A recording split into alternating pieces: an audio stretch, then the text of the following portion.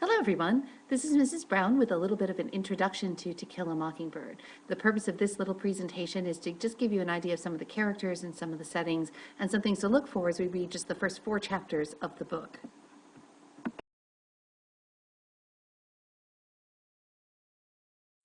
So what we're going to be taking a look at in this video is some of the historical background and introduction to the main characters, and again some of the key highlights for the first 4 chapters.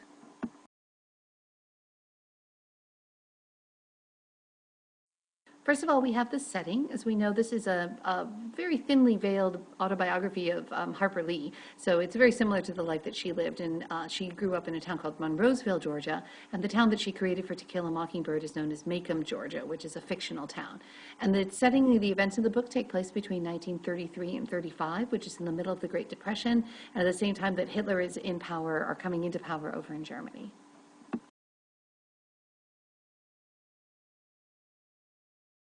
Just to kind of remind you of some of the key historical facts of where we were in America. Now, slavery had been abolished in 1864, but most Southerners at this time still believed in white supremacy. So there's a lot of segregation, very legal segregation. Blacks are not allowed to sit in the same sections as white. They have separate facilities. All of those things that you've heard about with the Jim Crow laws and stuff were very much in the thick during this time period.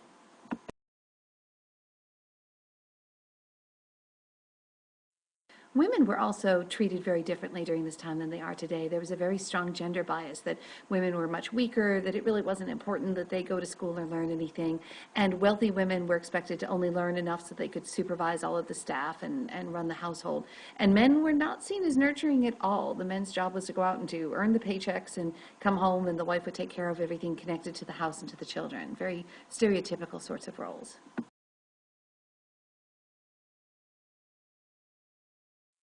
Now, in the South, there was also some class distinctions in the white communities as well. There were poor white families, and these were people who were hit very hard by the Depression and even by the Dust Bowl. And these are pretty much portrayed as very hardworking, honest, and proud. They did their best to survive on what little they had, and they would pay everything back, even if, it took forever. And you'll see these characters in the Cunninghams in the story, where even though they don't have any money to pay Atticus for some of the fees and the services he's done for them, they bring nuts that they collect around, things that they grow in their garden, anything that they can actually offer back to save their pride and to show that they will, work for whatever they can.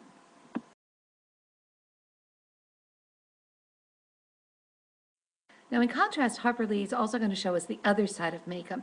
These are the whites who are poor, but they are very badly behaved, sort of the poor white trash.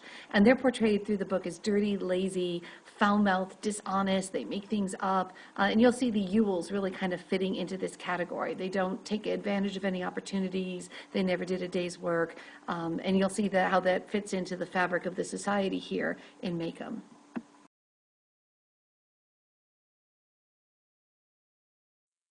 Now, Harper Lee portrays the African Americans that we see in the novel as part of this larger community that works very honestly, hardworking, very much involved with church and their faith community, would never take anything. They're very honest without paying it back, very respectful. In many cases, had a much stronger character and stronger family values than the white families that we'll see presented in the book. On the other hand, they are oppressed and undereducated. We see them discriminated against very heavily, talked about badly, and Harper Lee's making this point that they deserve a lot better than what is being dished out to them in the society.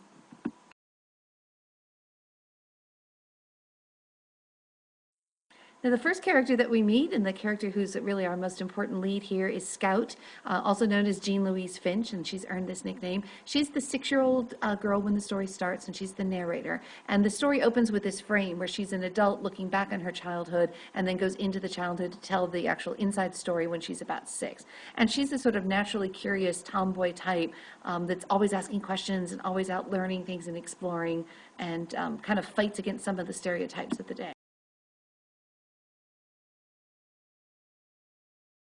We meet her father, Atticus Finch, who's one of the most well-respected characters in all of literature. We learn that he's a widower, that Scout and Jem's mother died, and that he's been raising the children on his own, which was very unusual in that day for the father to take on that kind of a role. He is an attorney in the town. He's very well-respected and is an excellent model citizen who works very hard to educate his children and install good values in them, even if it's maybe a little unconventional.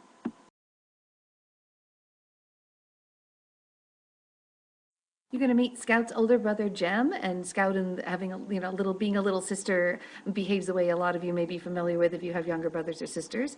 And we learn that Jem really looks up to his father, and often will help to look out for Scout, even though she's kind of in the way sometimes. He's very smart, he's very compassionate, and we'll see him grow up a lot as we watch through the events of the story unfold.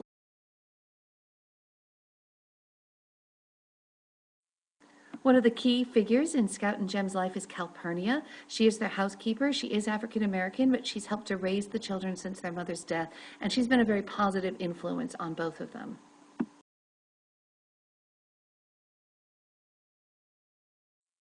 Near the beginning of the book, you're going to meet the character of Dill. And Dill does not live in Maycomb year-round, but he comes and spends the summers with a relative, with one of his aunts, and he's always telling these big stories. He's this little tiny kid, but he's really, really smart for his age, and he reads all the time. And we find that he seems like he kind of needs a lot of attention and a little bit of love, that he's kind of been shuffled around from place to place.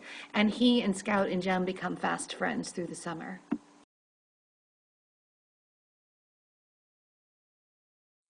Now, Tom Robinson is a very important character in the book, although we're not introduced to him immediately, and we'll meet him as we go over the time of the book. He's this young black man. He's very hardworking.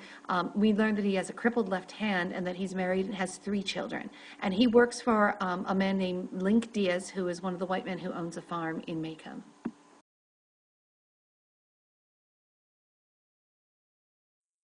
Another important character in the novel that we don't actually meet for quite a while is named Boo Radley, or Arthur. And he's kind of a puzzle. We learn that he's a grown-up adult man, but that he's been kind of kept captive in his house for a lifetime because he got into some trouble when he was a teenager, and his father kind of locked him up for it. And he has this reputation that he might be a lunatic, that he's this crazy man. And you kind of learn that he has this basically probably a harmless, well-meaning person, and is also sort of starving for love and affection. And the children spend a lot of time that summer trying to find out who Boo Radley is and whether the Radley house is actually haunted, and kind of taunting Boo Radley here a little bit. And there's an interesting relationship that develops there as well. So watch out for him as you read through the first chapters.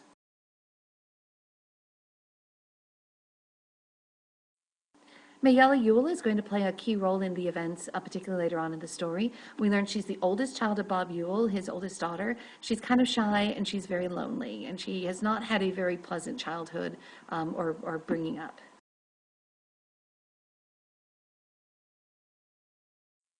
Watch for the female characters in the book, because Scout doesn't have a mother, but she has all of these different characters who fill the mother's role at some point. You'll meet Miss Maudie Atkinson. She's Scout's next door neighbor. We learn she loves gardens. She's almost always out working in her garden at the plant. She bakes some of the best cakes in Maycomb, and she knows how to treat children like adults. She's actually very respectful to them and teaches Scout and Jem both some good lessons.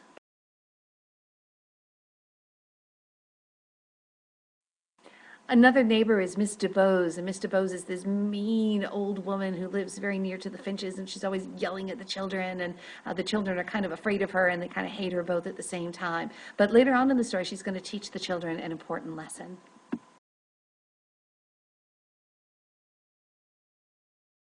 As we mentioned before, Scout and Jem's mother died when Scout was a baby, but Aunt Alexandra does come to pay some visits, and the children also spend some time at her house. This is Atticus' sister, and she's very concerned about Scout being raised in this household of men. She wants Scout to be a proper young lady, and she wants Jem to be a proper young gentleman, and she's sort of this influence on Scout of being more like what society might expect her to be. She's always trying to get Scout into a dress, for example.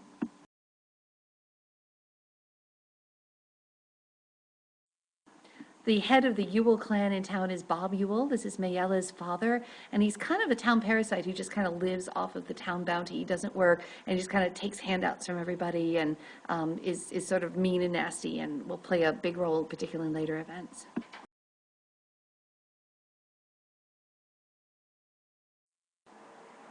The town sheriff is Heck Tate, and he will show up a couple different times, and he's good friends with Atticus, and the children will see him at different points in the book.